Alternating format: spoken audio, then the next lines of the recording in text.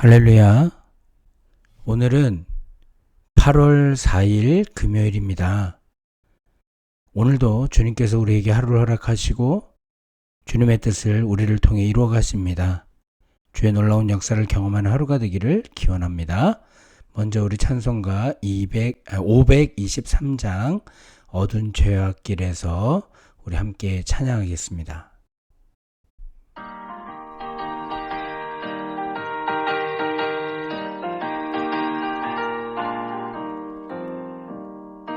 죄악길에서 목자 없는 양같이 모든 사람 길 찾아 헤맨다. 자비하신 하나님 독생자를 보내사 너를 지금 부르니 와오라. 이때라 주의 국률 받을 때가 이때라. 지금 주께 나와 겸손하게 아뢰라. 구원함을 얻으리. 험한 십자가 위에 달려 돌아가신 주 다시 살아나셨네. 기쁘다. 죄인 구원하실 때 어서 주께 나와 크신 은혜 구하라. 이때라 주의 국률 받을 때가 이때라. 지금 주께 나와 겸손하게 아뢰라. 구원함을 얻으리. 주의 귀한 말씀에 영원 생명 있나니 주님 너를 용서해 주신다. 주가 부르실 때에 힘과 정성하여 주의 은혜 받으라. 이때라 주의 국률 받을 때가 이때라. 지금 주께 나와 겸손하게 아뢰라. 구원함을 얻으리. 세월 빨리 흐르고 세상 친구 가는데 너의 영혼 오늘 밤 떠나도 주의 구원 받으면 천국에서 영원히 주와 함께 살리라. 이때라 주의 국률 받을 때가 이때라. 지금 주께 나와 겸손하게 아뢰라. 구원함을 얻으리.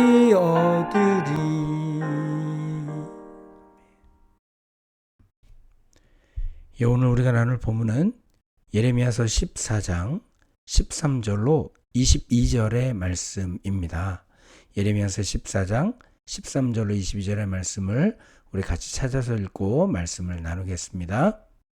8월 4일 금요일, 오늘의 말씀은 예레미야 14장 13절로 22절입니다. 내가 말하되 슬프도소이다. 주 여호와여 보시옵소서.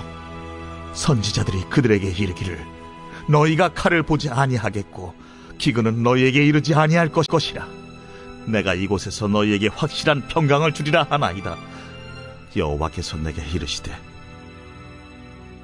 선지자들이 내 이름으로 거짓 예언을 하도다.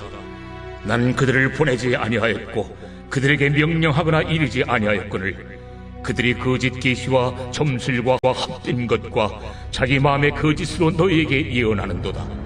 그러므로 내가 보내지 아니하였어도 내 이름으로 예언하여 이르기를 칼과 기근이 이 땅에 이르지 아니하리라 하는 선지자들에 대하여 여호와께서 이와 같이 말씀하셨노라. 그 선지자들은 칼과 기근에 멸망할 그들의 예언을 받은 백성은 기근과 칼로 말미암아 예루살렘 거리에 던짐을 당할 것인즉 그들을 장사할 자가 없을 것이요 그들의 아내와 아들과 딸이 그렇게 되리니 이는 내가 그들의 악을 그 위에 부음이니라. 너는 이 말로 그들에게 이르라. 내 눈이 밤낮으로 그치지 아니하고 눈물을 흘리리니 이는 처녀 딸 내 백성이 큰 파멸 중한 상처로 말미암아 망함이라.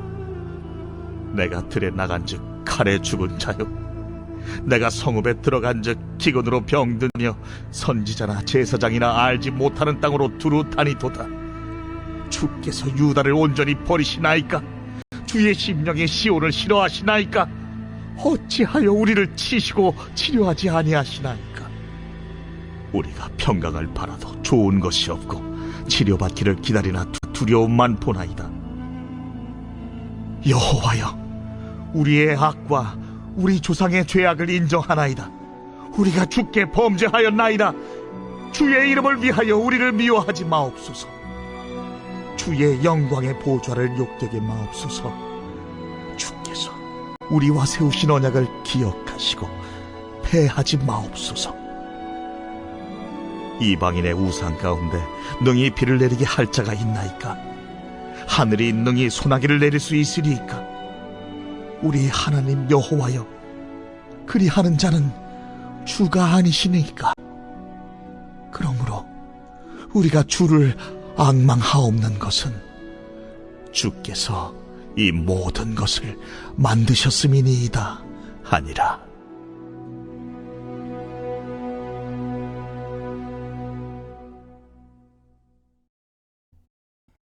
오늘 본문은 어제 김창균 목사님 말씀해 주신 대로 15장까지 이어지는 예레미야의 6번째 예언 설교에 해당하는 부분입니다.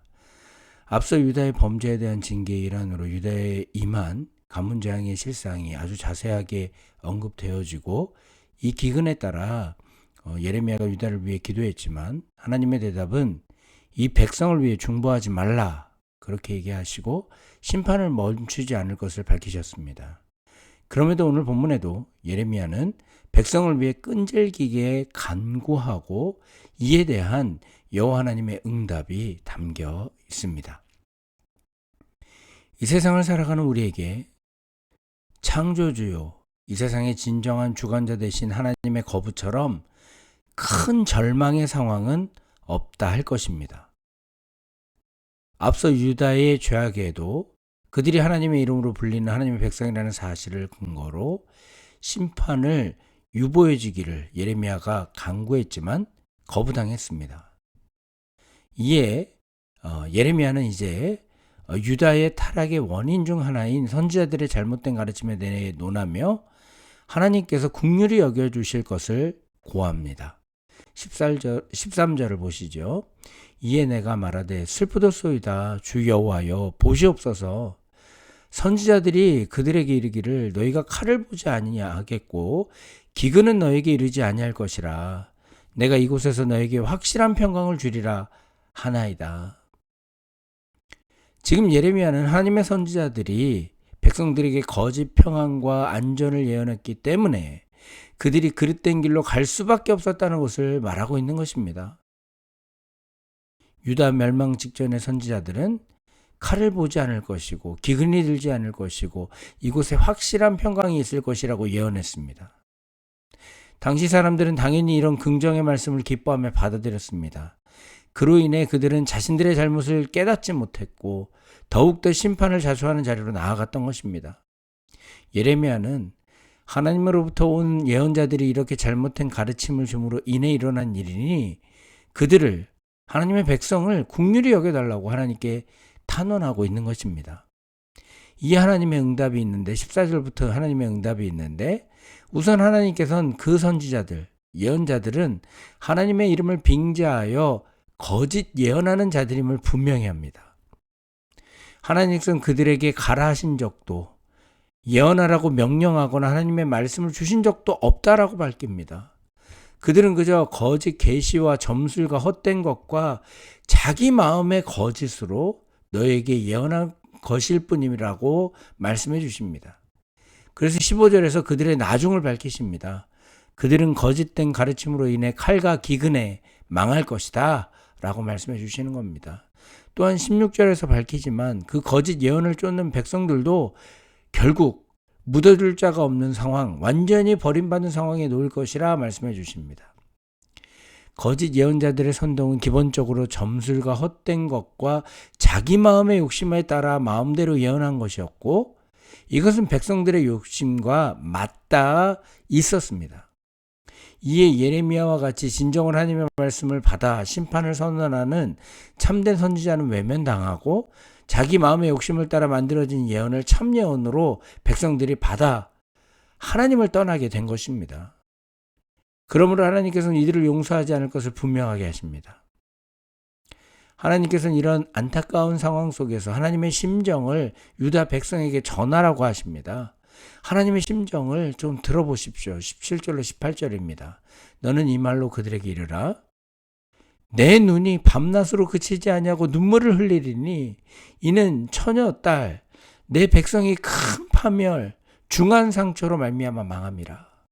내가 들에 나간즉 칼에 죽은 자요 내가 성읍에 들어간즉 기근으로 병든 자며 선지자나 제사장이나 알지 못하는 땅으로 두루 다니도다.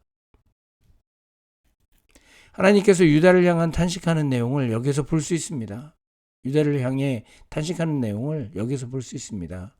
언약을 파기한 자기 백성에 대한 하나님의 안타까운 마음이 여기에 절절히 나타나 있는 것입니다. 이에 예레미야가 다시 하나님께 탄원합니다. 그 내용이 오늘 본문 19절로 22절에 기록되어 있습니다.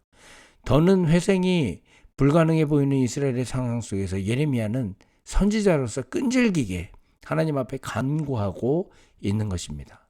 19절에서 보듯 여기서 예레미야는 세 가지 수사학적 질문을 통해 탄원을 시작합니다.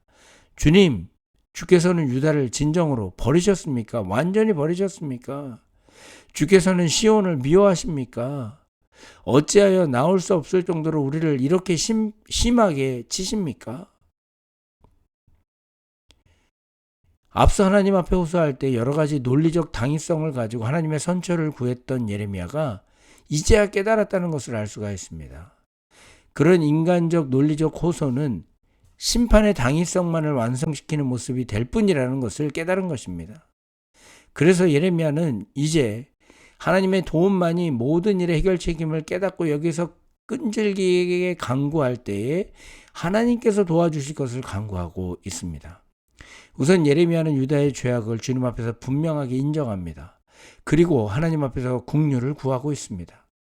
주님, 주님의 이름을 위해서라도 우리를 미워하지 마시옵시고 주님의 영광스러운 보좌를 욕되게 하지 마시며 주께서 우리와 세우신 언약을 기억가지고 패하지 말아달라고. 그리고 하나님 외에 다른 어떤 힘도 결코 우리의 구원이 되지 못함을 분명하게 고백합니다. 22절 보십시오. 이방인의 우상 가운데 능히 비를 내리게 할 자가 있나이까? 하늘이 능히 소나기를 내릴 수 있으리까? 우리 하나님 여호와여, 그리하는 자는 주가 아니시니까. 그러므로 우리가 주를 앙망하옵는 것은 주께서 이 모든 것을 만드셨음이니라 하니라. 이 문제 해결책은 창조주 하나님, 온 세상을 주관하시는 참된 주인 되신 하나님께만 있음을 예레미야는 알고 구하고 있는 것입니다. 하나님, 그러니 도와주십시오. 선처를 호소하고 있는 것입니다. 사랑하는 성도 여러분, 우리도 혹시 우리 자신의 욕심을 확신 삼아 심판의 자리로 더 나아가고 있지는 않습니까? 안타까운 것은 그런 사람들이 자신의 죄를 깨닫지 못한다는 것입니다. 하나님이 주시는 확신이 아니라 자기 욕심을 위해 만들어낸 확신처럼 우리를 죄 가운데에 방치시키는 것은 없다 할 것입니다. 여호와 하나님의 눈물을 자아내는 안타까운 현실은 없다 할 것입니다. 그러므로 이 새벽 우리 자신을 좀 돌아보게 되길 바랍니다. 우리도 혹시 우리 욕심을 따라 거짓된 것만을 쫓아가고 있지는 않습니까? 혹여 우리가 우리의 고집으로 신앙을 바꾸고 있다면, 참된 믿음을 바꾸고 있다면 당장에 내 욕심과 아집을 내려놓고 하나님의 마음을 헤아릴 수 있는 우리가 되길 바랍니다. 그래야 우리의 죄를 인정하고 회개하여 하나님의 긍휼을 얻고 하나님의 자비를 경험하는 우리가 되길 바랍니다. 또한 우리는 서로를 위해 하나님 앞에 예레미야처럼 끈질기게 간구하는 자들이 되어야 될 것입니다. 그것이 바로 우리를 갈보리 교회라는 공동체 안에 만나게 하신 주님의 이유입니다. 항상 서로를 위해 기도하여 주의 몸된 교회를 세워가는 우리 교회 되길 주님의 이름으로 축원합니다. 제가 잠시 기도하겠습니다. 우리를 죄 가운데 건져내시고 우리를 참된 생명의 길로 걷게 하시는 주님, 은혜를 진실로 감사합니다. 주님, 우리 안에 욕망의 소리, 욕심의 소리를 주님의 음성으로 멋대로 해석하지 않도록 우리에게 지혜를 허락해 주시옵소서. 내 뜻과 욕심이 아니라 하나님의 말씀에 더욱 귀 기울이는 겸손과 지혜를 허락해 주옵소서.